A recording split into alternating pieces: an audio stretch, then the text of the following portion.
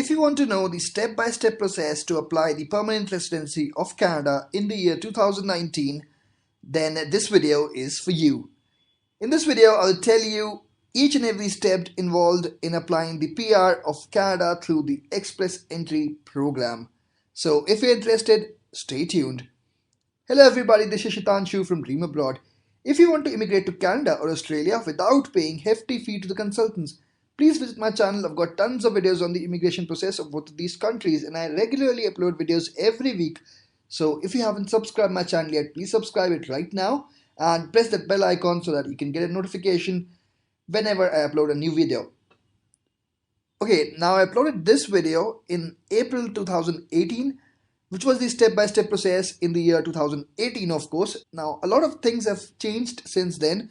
Rules have also changed. So you can say this video is an upgraded version of the earlier video. And in this video, I'll tell you the new rules. And also I'll put in some more details like the cost involved, the processing times, the validity, etc. So let's begin. Okay, so I've divided the complete process in overall 6 steps. The first step being education credential assessment. The second step, language proficiency test. The third one is creating the Express Entry profile. The fourth one is arranging the documents. The fifth one is submitting the application, and the last one is visa stamping. Okay, so let's begin with the first one, Education Credential Assessment, or ECA. An ECA is a report by an independent company that evaluates your foreign education.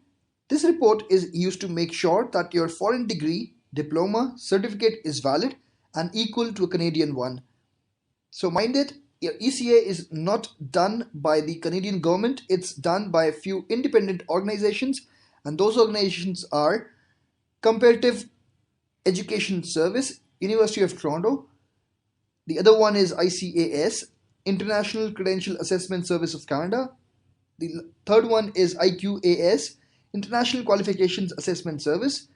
The fourth one is ICES, which is International Credential Evaluation Service. And the last one is WES, which is the most famous one as well, World Education Services. Now, WES is most famous because the processing times of WES is the least among all of them.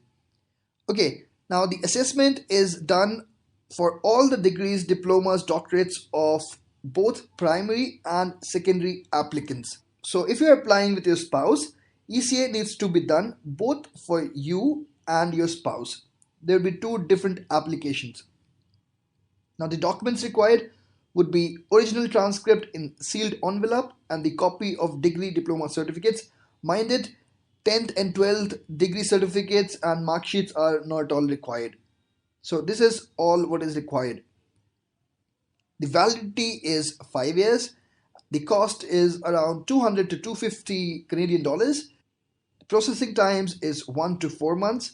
1 month is the best case scenario if you apply through WES and everything go well. Even WES nowadays take around 1.5 to 2 months, while if you apply through the other organizations, it's like 3 months to 4 months.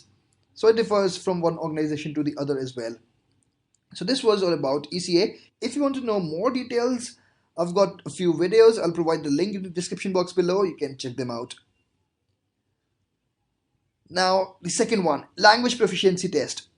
You must prove your language skills by taking an approved language test in all the 4 modes of communication: reading, writing, speaking, and listening. Test needs to be given for either English or French. You can appear for both English and French and you would get additional points for it. So if you know both English and French, it would be an added advantage for you. Now, tests for English. IELTS general test, which is generally conducted all over the world.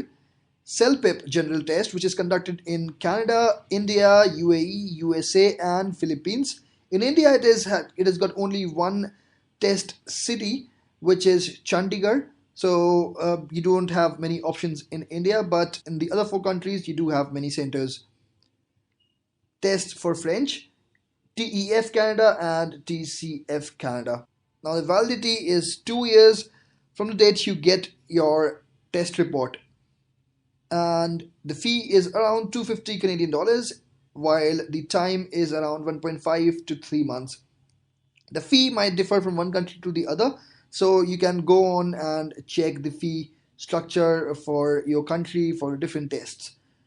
Now, I've given the time here as 1.5 to 3 months because I've taken 1 month as the preparation period and 15 days for the results. If you go for the IELTS, let's say computer based test, then you do get it in 1 week or I think 4 or 5 days.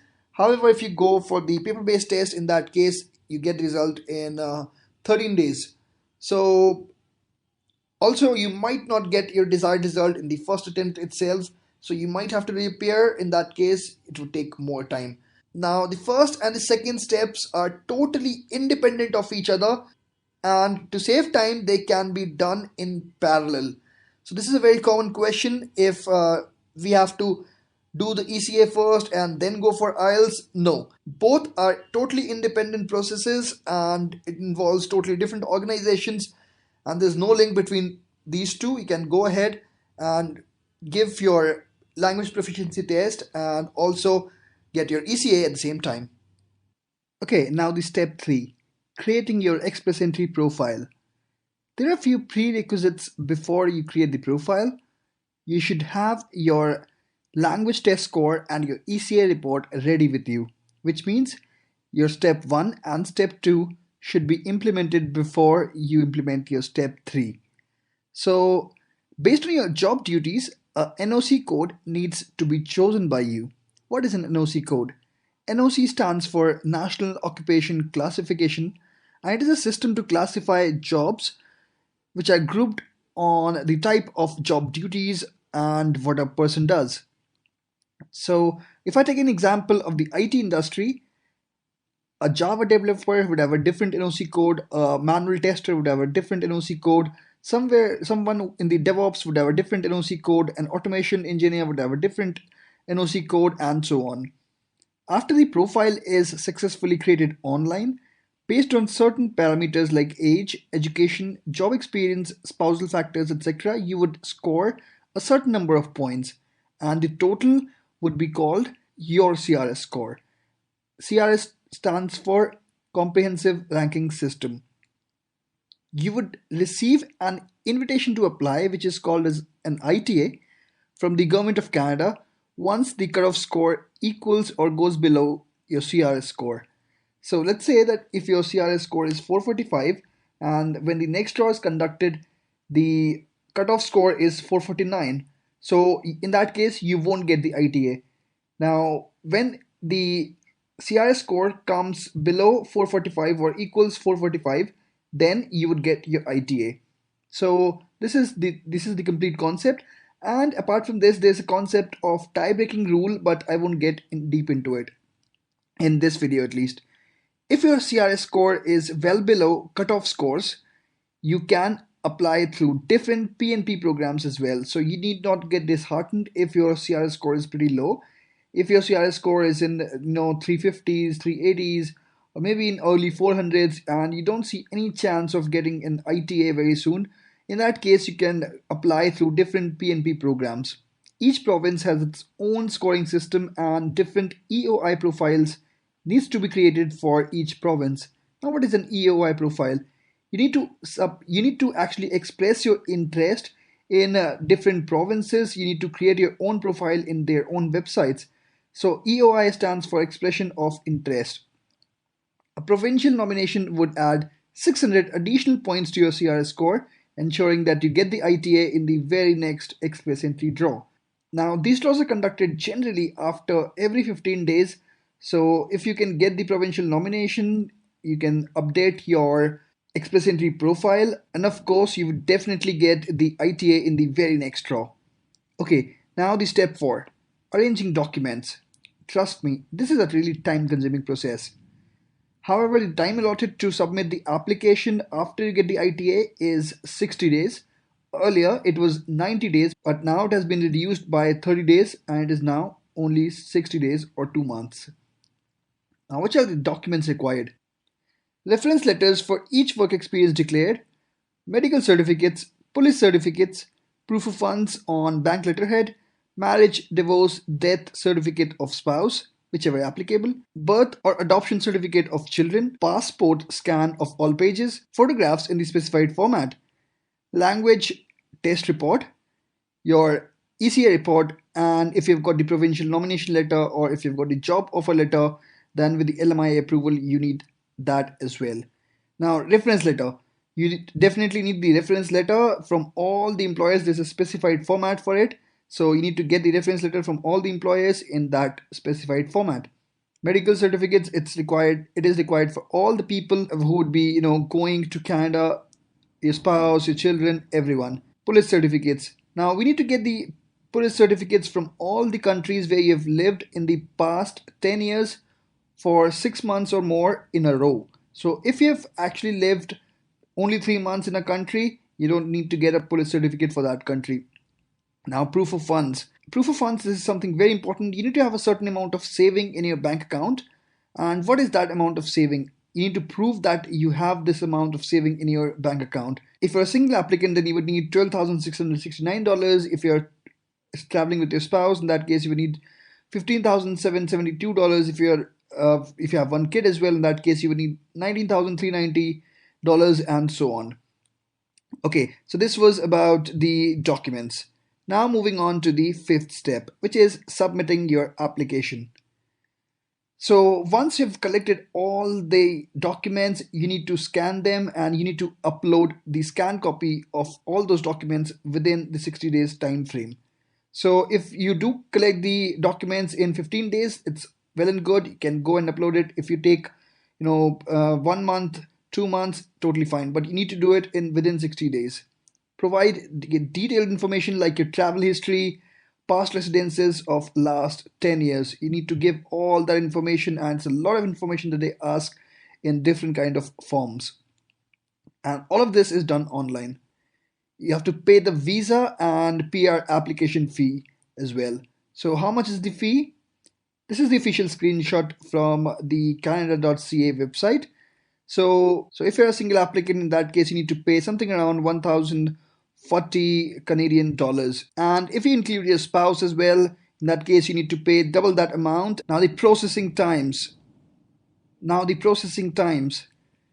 After you submit the application, you just have to wait. They might process your application within a month, but this is when you're really, really, really lucky. It generally takes from 2 to 3 months, but it might take up to 6 months. So this is the processing time, 1 to 6 months. Now the step 6, visa stamping, which is the very last step. Now, after you get the email from IRCC that your PR has been confirmed, you're given 30 days. In these 30 days, you have to go to the VFS office and submit few documents. After receiving that email of confirmation of PR, a single entry visa needs to be stamped on your passport. Small fee needs to be paid in the VFS center. Only passport and photographs needs to be submitted, but you need to carry the printout of that letter, of that email which you get from IRCC. Now this visa is a single entry visa, and this is only for the first time. So after you enter over there, you will get your PR card, and of course you don't need that visa anymore. So this is the complete process. In that visa, you would have an expiry date over there, and you have to land there before that visa actually expires. The processing times is 1 to 2 weeks. Generally, it is done in just 4 or 5 days, so this is not a time-consuming process. So these are the 6 steps of applying the PR through Express Entry program. I just hope that this video was helpful to you. Thank you so much for watching this video. Please click the like button if you think it was helpful for you, and share it with your friends if you think it can be helpful for your friends. And also subscribe my channel if you haven't subscribed it yet.